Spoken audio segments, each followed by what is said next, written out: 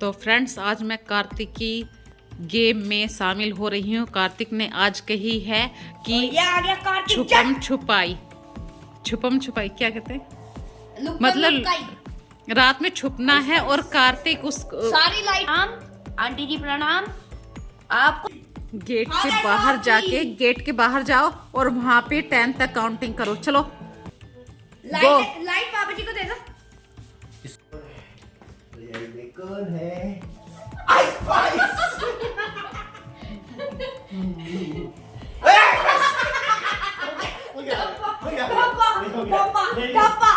मैंने बोला नहीं अच्छा ठीक है, मैं नहीं दोस्तों कार्तिक चढ़ जाएगा टाइम बल्ले।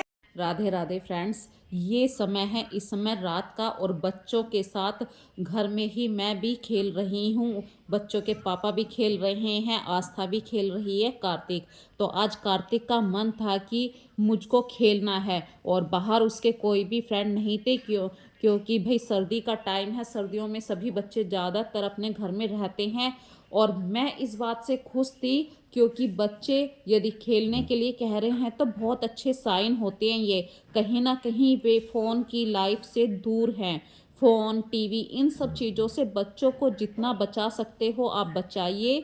कभी एंटरटेनमेंट के लिए हो गया, पर हमेशा नहीं। जितना वो खेलेंगे उनका फिजिकल एक्सरसाइज बहुत अच्छा रहेगा, वे स्वस्थ रहेंगे, और उनका इससे बच्चों का बॉडी सर्कुलेशन, मेंटल हेल्थ दोनों अच्छी रहेंगी। और सबसे अच्छी बात है, बच्चे जब खुद कहने लगते हैं कि मम्मी हमें खेलना है, भाई बाहर सर्दी है तो हमें उनके अकॉर्डिंग भी सोचना होता है। बाहर सर्दी है, हम उन्हें नहीं भेज सकते, लेकिन घर में तो खेल ही सकते हैं। घर छोटा हो या बड़ा हो ये मायने नहीं रखता है, बच्चों की खुशियाँ ज़्यादा मायने रखती हैं। तो फ्रेंड्स, मेरा पूरा परिवार आज कार्तिक की के गेम में शामिल हो गया है। और सबसे अच्छी बात फ्रेंड्स, आप ये सोचिए कि एक छोटे से बच्चे ने चलो इतना अच्छा दिमाग से ये पॉइंट तो सोचा कि मुझे मम्मी फ़ोन नहीं देखने देती हैं, तो मैं कुछ अपने टाइम को कैसे यूज़ करूं। और पेरेंट्स को भी अपने बच्चों के साथ सपोर्ट करना चाहिए, क्योंकि फ़ोन आप देखिए ज़रूर, टेक्नोलॉजी ज़रूरी है, पर बच्चों को टेक्नोलॉजी में अभी से इतना इंटरफियर मत करवाइए। दूसरा गेम एक और लेकर आई हूँ मैं अपने बच्चे के लिए आज, डॉट डॉट वाला। इस डॉट वाले गेम में आप लोग जो मेरी उम्र के लोग होंगे सब जानते हैं ये गेम कैसा है। इसमें एक डॉट से दूसरी डॉट को मिलाना होता है, और लास्ट में जिसका भी घर बनता है वो अपने नाम का पहला अक्षर लिखता है। और इस गेम को खेलने से सबसे अच्छी बात है, आपके बच्चे की मेंटल हेल्थ बहुत अच्छी होती है। वो अपने दिमाग पर जोर देता है। यदि उसकी एक गलती से उसने एक ऐसी लाइन खींच दी तो सामने वाले के इतने सारे हाउस बन जाएंगे। बस यही छोटा सा गेम है। ये छोटे छोटे से गेम ही आपके बच्चे के माइंड को डेवलप करने में बहुत हेल्प करते हैं। क्योंकि भाई पिछले कई सालों से आप लोगों के बच्चे या तो बहुत ही घर में रहते हैं, और कोरोना के बाद तो बहुत ऐसी हैबिट हम लोगों की लाइफ में हो गई हैं कि हम आउटडोर भी कम बैठते हैं। तो बच्चों में तो होता ही है, जैसे पेरेंट्स रहते हैं वैसे ही बच्चे रहते हैं। या लोग, हम लोग पेरेंट्स जो होते हैं फ्लैट में रहते हैं, और कोई ऊपर वाले फ्लैट में है तो वो ऊपर से नीचे आने में कौन झंझट पालेगा, इसीलिए बच्चे पूरा दिन घर में ही रह जाते हैं। तो फ्रेंड्स, अपने बच्चों के साथ थोड़ा सा गेम जरूर खेलिए। मैं पहले भी कह चुकी हूँ, घर मायने नहीं रखता है, छोटी जगह है आपके घर में या बड़ी है, चाहे कैसे भी गेम खेलिए। मतलब टोटल मिलाकर अगर मैं कहूँ, मेरा जो एम है वो आप अपने बच्चों को फ़ोन से दूर रखिए। जितने गैजेट से आपके बच्चे दूर रहेंगे, उनकी आंखों की रोशनी भी अच्छी रहेगी, उनकी मेंटल हेल्थ भी अच्छी रहेगी, फिजिकल एक्सरसाइज भी वो करेंगे, और सबसे अच्छी बात है उनमें टाइम रूटीन भी आएगा। जितनी जल्दी बच्चा थकेगा उतनी जल्दी ही बच्चा सोएगा, और सुबह को वो अपने प्रॉपर टाइम पे उठना सीख जाएगा। तो करते हैं आज की वीडियो की शुरुआत। यदि अभी तक आपने मेरे चैनल को सब्सक्राइब नहीं किया है तो प्लीज़ चैनल को सब्सक्राइब कीजिए, और वीडियो को ज़रूर वॉच कीजिए। क्यों, और कमेंट ज़रूर किया कीजिए फ्रेंड्स। कमेंट करने से ही, आप लोग जब कमेंट करते हैं तो मुझे बहुत अच्छा लगता है, और अगली वीडियो का टॉपिक मुझे बहुत ईजीली मिल जाता है। तो फ्रेंड्स करते हैं आज की पूरी वीडियो में मैंने क्या क्या काम करा है। तो मैं आपको बताऊं, सबसे पहला काम तो यही था कि बच्चों के साथ मैंने टाइम स्पेंड किया है। फिर थोड़ा सा गार्डनिंग का काम करा, और जब बच्चों की बात होती है तो मैं ज़रूर उनके लिए कुछ हेल्दी बनाती हूँ। तो एज यूजुअल मैंने आज उनके लिए आलू पालक के पराठे बनाए हैं। वो भी घर का पालक है, गार्डन से तोड़ा हुआ है। और इन सारे कामों में हेल्प करी है मेरे हस्बैंड ने, क्योंकि संडे है। संडे के दिन का हमने कैसे पूरा यूज़ किया है।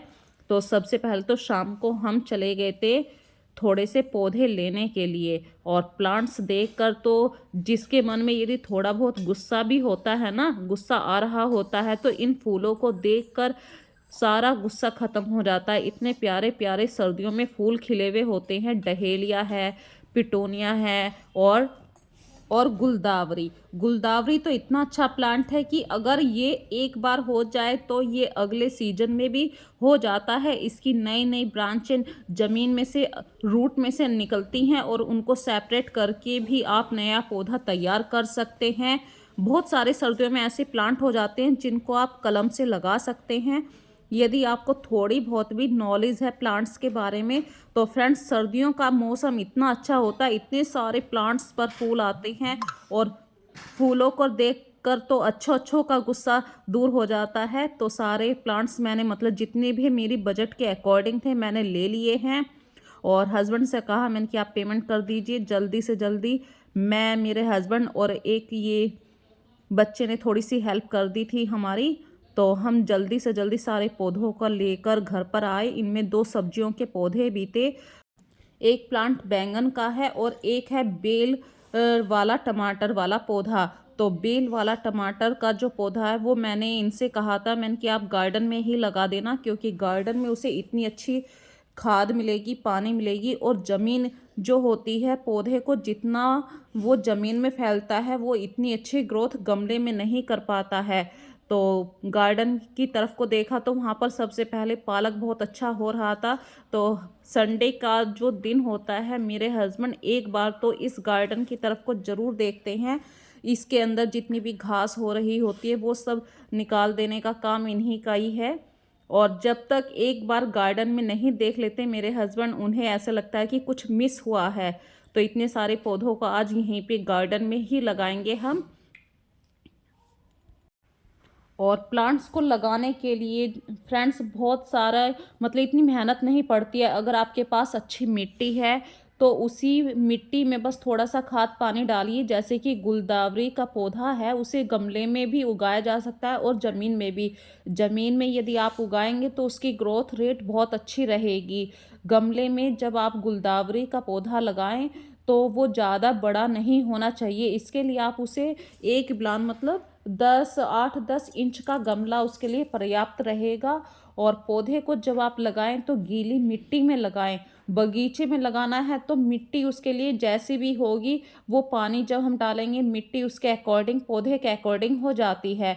यदि आप नर्सरी से पौधा खरीद कर ला रहे हैं तो गुलदावरी के पौधे पे कली जरूर हो। वो पौधा हमेशा सक्सेस करेगा, पूरी ग्रोथ लेगा, और बहुत भर भर कर उस पर फूल भी आएंगे। और यदि आपको मिट्टी भी चेंज करनी है तो आप अगस्त सितंबर में मिट्टी चेंज कीजिए। ज़रूरत पड़ने पर यदि आपके पौधों में कीड़ा लग गया है तो नीम के तेल का इस्तेमाल कर सकते हैं आप। खाद जो गोबर वाली खाद होती है, या फिर मैं जो यूज़ करती हूँ ज़्यादातर, जैसे कि भाई रोज़ चाय बनती है, जो चाय पत्ती होती है उसको 2-3 बार धोकर सुखा लेती हूँ, नहीं तो ऐसे ही गीली मिट्टी में नीचे दबा देती हूँ। तो कुछ दिन बाद वो खाद में कन्वर्ट हो जाती है। या फिर हम गांव में जाते रहते हैं, वहाँ से गोबर की खाद लेकर आ जाते हैं, वो खाद भी हम पौधों के लिए इस्तेमाल करते हैं। और अक्टूबर के बाद तो कटिंग ना लगाएं। आपको जितनी भी कटिंग लगानी होती है वो आप अक्टूबर से पहले पहले लगा लीजिए, क्योंकि यहाँ पर जहाँ पर अभी मेरे हस्बैंड ये पौधा लगा रहे हैं, यहाँ पे 2-3 प्लांट हैं जो मैंने और मेरे हस्बैंड ने मतलब कटिंग की हेल्प से लगाया था। वो है गुलाब का, और जिस पे ये गुलाबी गुलाबी से फूल आपको दिखाई दे रहे हैं, ये भी कटिंग से ही लगाया था, पिछले साल लगाया था। और इस साल भी पूरी गर्मी में ये पौधा अच्छे तरीके से पनप रहा था, बिल्कुल नहीं मरा। सबसे अच्छी बात है जब हम किसी काम को करने लगते हैं तो उस काम के बारे में हमें इतनी नॉलेज होने लगती है, धीरे धीरे हम उन कामों के बारे में सीख जाते हैं। किस पौधे को कब लगाना है, कितने पानी की ज़रूरत है, और इन प्लांट्स पर जो फूल आते हैं जब वो काफ़ी अच्छा हेल्दी फूल होता है और वो फूल पौधे पर ही सूखता है तो उसमें से सीड का प्रोसीजर भी आप कर सकते हैं। मतलब अगले सीजन के लिए आप सीड भी कलेक्ट कर सकते हैं। लेकिन वो पौधा यदि आपने ज़मीन में लगाया है, ग्रोथ रेट बहुत अच्छा रहता है और गमले में इतने अच्छे फूल नहीं बैठते हैं, बड़े फूल नहीं आते हैं। और गुलदावरी तो हमेशा टहनी से भी हो जाता है। जैसे जैसे इसकी टहनी अच्छी होने लगती है, मतलब काफ़ी टाइम पुरानी होने लगती है, तो ये दूसरी टहनी से ही ज़मीन में हो जाता है, जिसको मतलब आप कटिंग से भी लगा सकते हैं। तो फ्रेंड्स देखिए अभी गुलदावरी का पौधा लगाया जा रहा है और जहाँ पे मेरे हस्बैंड के पाँव हैं वहाँ पे है वो बैंगन का पौधा। और बहुत सारे फूल लगाए हैं, आधों के तो मुझे नाम भी नहीं पता है।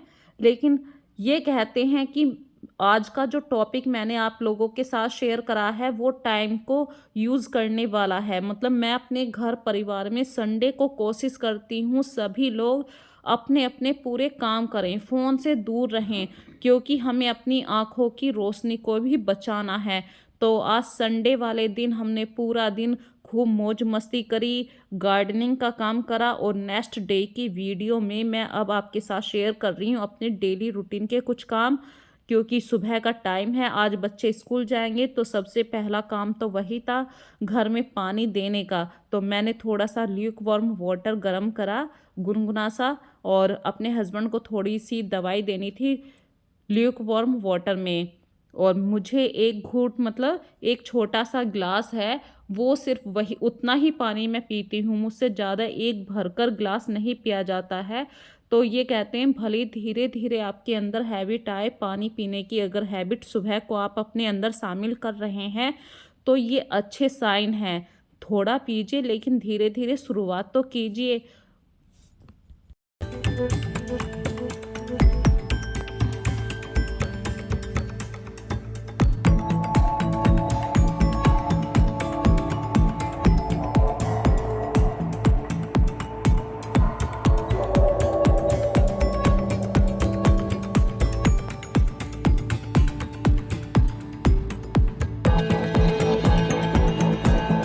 तो मैंने गैस पे आलू उबलने के लिए रख दिए हैं, क्योंकि टाइम से बच्चों को आलू के पराठे भी बनाने, आलू और पालक के। तो पालक तो कल शाम ही मैंने धोकर रख दिया था और उसमें से पानी निचड़ जाएगा। तो ये मैं पी रही हूँ इस समय एक छोटा सा ग्लास गर्म पानी, और सभी के लिए करती हूँ, मतलब बच्चों को भी मैंने हैबिट में शामिल कर लिया है कि वो भले ही मतलब छोटे से ग्लास आते हैं उतना ही पानी मैं देती हूँ जितना वो पी सकते हैं। अभी बच्चे नाक मुंह सिकोड़ते हैं गर्म पानी की का नाम लेते ही, लेकिन मैं देती ज़रूर हूँ। भले ही वो 2 या 3 सिप लें, लेकिन इससे उनमें एक हैबिट शामिल हो जाती है। और फ्रेंड्स जल्दी से जल्दी मैं सबसे पहले बच्चों के लिए आलू पालक के पराठे बनाने की प्रोसीजर को पूरा तेज कर देती हूँ, क्योंकि बच्चों का जो स्कूल टाइम है वो है 8:30 बजे का। तो 8 बजे बच्चे घर से निकल जाएंगे, मतलब कार्तिक निकल जाएगा, आस्था 8:30 निकल जाएगी। तो भाई टाइम से बच्चों के लिए टिफ़िन तैयार करना है। और आप यदि अपने बच्चों को सुबह का नाश्ता करवा कर भेजते हैं तो पूरा दिन उनको एनर्जी मिलती रहती है। भाई एक माँ के अकॉर्डिंग यदि मैं आपसे अपनी बातें कहूँ तो हमारा दिल इतनी तरीके से इतनी आसानी से शांत नहीं रहता है। यदि मैंने सिर्फ 2 ब्रेड दे दिए तो पूरा दिन मेरे मन में कुड़ कुड़ रहेगा कि भाई आज कार्तिक भूखा है, आस्था भूखी है। मैं कोशिश करती हूँ टाइम से पहले पहले उनके जाने से पहले पहले मैं ब्रेकफास्ट बना सकूँ, और मैं ज़्यादातर ब्रेकफास्ट में रोटी सब्जी या कुछ हेल्दी पराठा ही बनाती हूँ। तो आज सोमवार था, सोमवार को अलग से मतलब ज़्यादातर हमारे घर में सोमवार को आलू के पराठे ही बनते हैं, पर सर्दियों का मौसम है तो आलू पालक के पराठे बना रही हूँ। तो सबसे पहले तो आलू उबाल दिए हैं मैंने और दूसरी गैस पे चाय बॉईल हो रही है। तो मैं तो पीती हूँ कड़क कड़क चाय, मतलब इतनी देर में चाय बॉईल हो रही है और पालक को मैं डाल देती हूँ आलूओं के अंदर, मिक्स कर देती हूँ। और ये कपड़े पे मैंने इसलिए रखा था, जो पालक के अंदर एक्स्ट्रा पानी है वो निकल जाएगा, नहीं तो हमारे पराठे अच्छे से नहीं बनेंगे। और आप स्वाद अनुसार जो भी मसाले आपको ऐड करने हैं तो आप मसालों को ऐड कीजिए। तो भाई फ्रेंड्स, मैंने ज़्यादा नहीं, सिर्फ नमक और मिर्च और जीरा, ये 3 ही मसाले ऐड करे हैं पालक के पराठे बनाने के लिए। आलू इसलिए डाल रही हूँ, आलू से पालक आपस में चिपक जाएगा, आलू के पराठे बनाते हुए बिल्कुल भी दिक्कत नहीं होगी।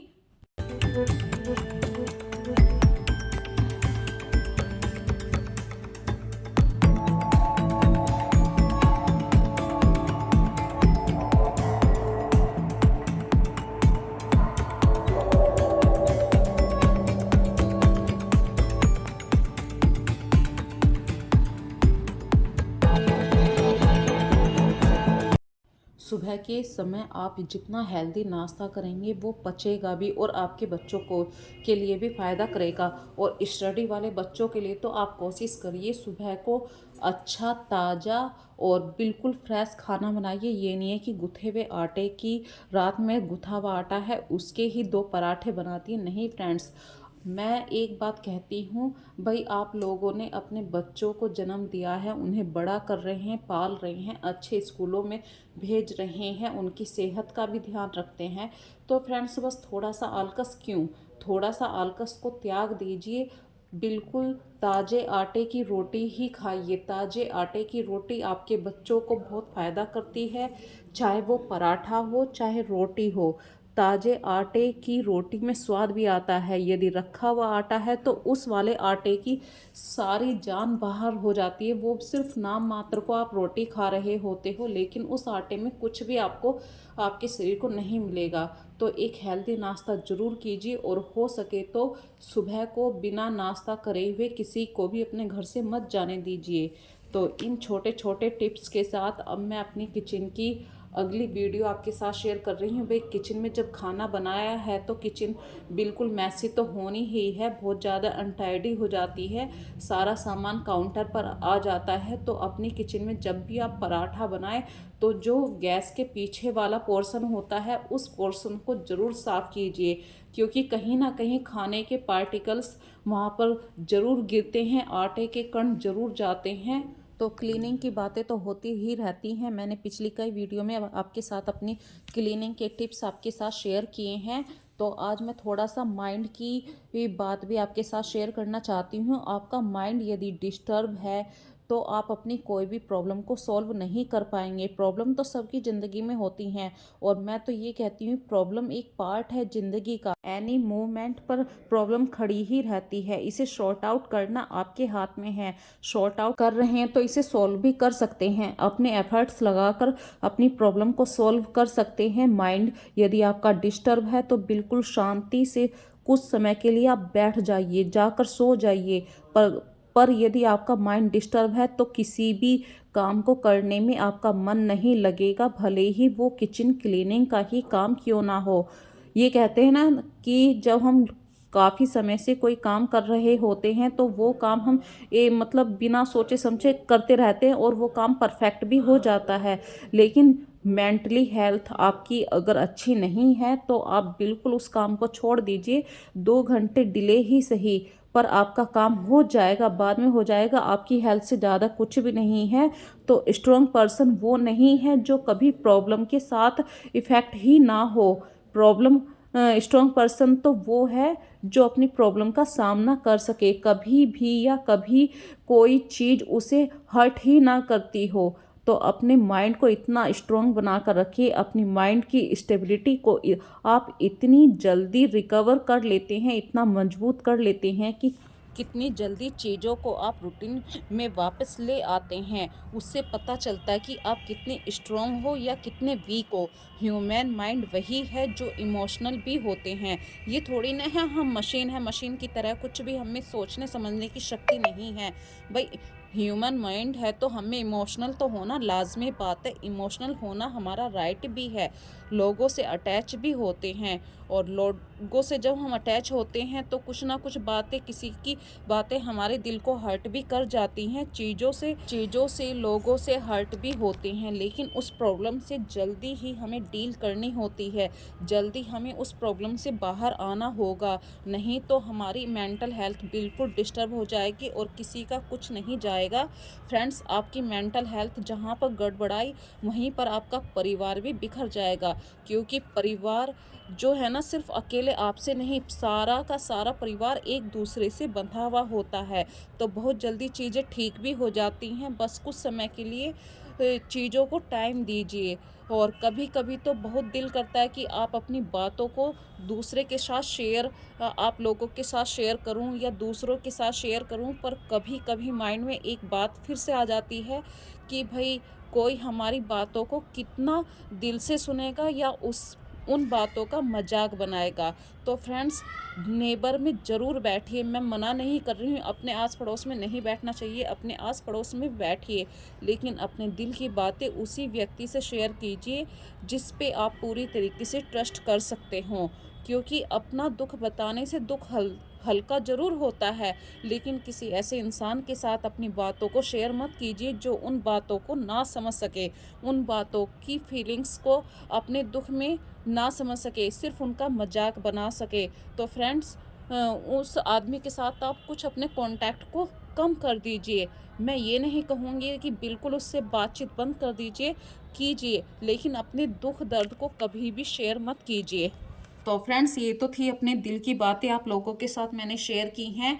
अगली बात मैं आपके साथ शेयर कर रही हूँ भाई, जहाँ पर आप डाइनिंग टेबल पे खाना खाते हैं, उस टेबल पे सिर्फ आप खाना ही नहीं खाते, दुनिया भर के सामान भी इधर उधर से आकर वहीं रखे जाते हैं। और जो टेबल क्लॉथ होता है वो आपका इतना 2 या 3 दिन में ही वो इतना गंदा हो जाता है। तो फ्रेंड्स, यदि आपको अपने घर का हाइजीन माहौल रखना है, साफ रखना है, तो अपने टेबल क्लॉथ को टाइम टू टाइम उसे साफ करके उसे चेंज करते रहिए। और जो आपका प्लास्टिक का टेबल कवर है आप उसे हैंड वॉश कर सकते हैं। और जो आपके छोटे छोटे से मैट होते हैं टेबल पे बिछाने के, उन्हें भी वॉश कीजिए।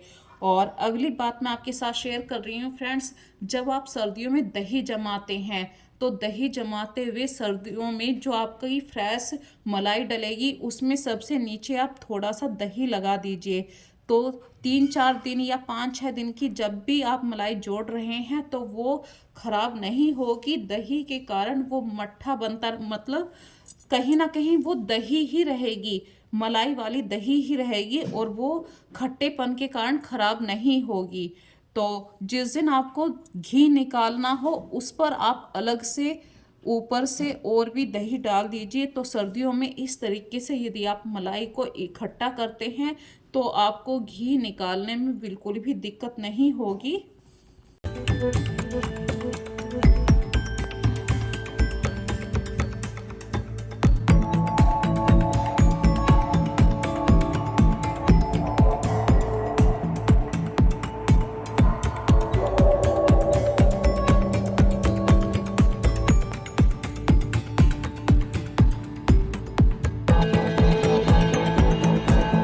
और आप थोड़ा सा ल्यूक वार्म दूध करिए, मतलब गुनगुना दूध करिए और उसको जमाने के लिए आप दिन में रख दीजिए धूप के अंदर। धूप का जो टेम्परेचर होगा उसमें सिर्फ 3 या 4 घंटे में आपकी दही जम जाएगी। और यदि आप रात में दही जमा रहे हैं तो जिस बर्तन में आप दही जमा रहे हैं उसको चारों तरफ किसी मोटे टॉवल से लपेट के आटे के ड्राम में रख दीजिए। इस तरीके से भी आपकी दही जम जाएगी या मलाई जम जाएगी, खट्टी हो जाएगी। और अच्छी तरीके से जब आप उसे फेंटेंगे तो आपका बटर आराम से निकल जाएगा। और बटर जब आप निकालेंगे तो उसे थोड़ा सा गैस पे आप गुनगुना कर दीजिए। जैसे ही आप गुनगुना करेंगे घी निकलने में बिल्कुल भी सिर्फ आपको 5 6 बार ही आपको फेंटना पड़ेगा। और फेंटते फेंटते घी और मक्खन, घी मतलब सॉरी, दूध में थोड़ा सा मतलब मट्ठे की मात्रा रहेगी। जब इस तरीके से आप घी निकालते हैं तो थोड़ा सा मट्ठा जरूर रहेगा, तो वो मट्ठा बिल्कुल घी से सेपरेट हो जाएगा। और जब आप मक्खन इस तरीके से बनाते हैं तो इसकी पहचान भी ये बता रही हूँ कि या तो वो बर्तन को छोड़ देगा या चम्मच को छोड़ देगा, तो समझ जाइए आपका परफेक्ट मक्खन तैयार हो गया है। और ये देखिए कितनी बढ़िया दही जमी है, सिर्फ ये 3 घंटे के अंदर दही जम चुकी है, कुछ भी इसमें ऐड नहीं करा है, सिंपल दूध। ये ट्रिक आपको अच्छी लग रही है तो प्लीज़ मेरी पूरी वीडियो को जरूर देखना, दही सर्दियों में कैसे जमाते हैं। और बहुत ही आसान सी ट्रिक है, ना मैंने कोई कपड़ा लपेटा है, बिल्कुल नेचुरल ढंग से बस दूध को ल्यूक वार्म गर्म किया है और धूप में सिर्फ 3 घंटे के लिए रखा है। और ये ताज़ा दही, ये देखिए बिल्कुल ताज़ा दही तैयार हो गई, जैसे कि आपको बाहर दुकान पर शॉप पर मिलती है। कोई भी इसमें मिलावट नहीं है, प्योर घर के दूध की मैंने दही जमाई है। तो फ्रेंड्स मुझे कमेंट करके ज़रूर बताना। तो इन सब बातों के साथ मैं अपनी वीडियो का लास्ट कर रही हूँ। यदि वीडियो में आपको कोई भी बात अच्छी लगी है तो प्लीज़ फ्रेंड्स मुझे कमेंट करके ज़रूर बताना। और आप लोग कमेंट करते हैं जब भी मुझे एक न्यू मोटिवेशन मिलता है, ताकि मैं एक नई वीडियो आपके सामने प्रेजेंट कर सकूं और उसमें कुछ ना कुछ नई ट्रिक लगा सकूं, कुछ ना कुछ नए आइडिया लेकर आ सकूं। तो आज की वीडियो में मैंने बच्चों के साथ कैसे टाइम स्पेंड किया है, बच्चों को अपने फ़ोन से दूर रखने की बातें बताई हैं। तो इसके साथ ही फ्रेंड्स